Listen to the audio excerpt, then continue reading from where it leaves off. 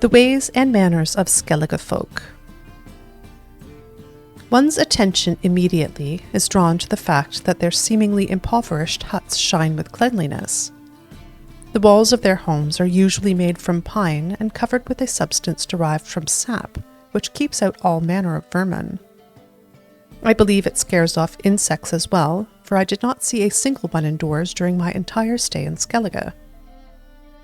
The interiors of their huts are quite spacious and usually divided into 2 rooms.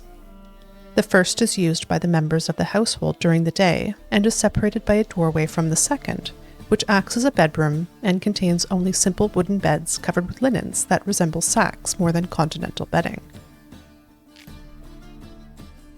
In the middle of each main chamber stands a large round table around which the members of the household gather to eat only once a day. This usually happens just after dusk, the time for their main meal.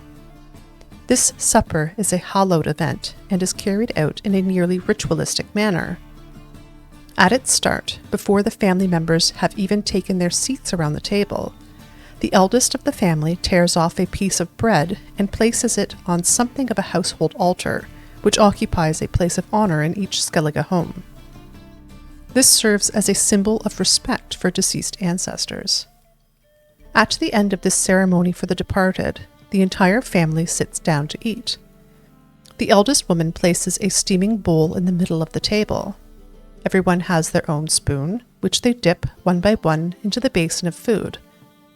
They most often eat porridge, over which they pour a gravy made from meat or fish. Curiously, immediately upon the supper's conclusion, the eldest takes the piece of bread set aside at the start of the meal and places it in a large amphora. As I later learned, when an amphora becomes full, it is filled with boiling water and a beverage is brewed, which in taste somewhat resembles beer, though it is much weaker.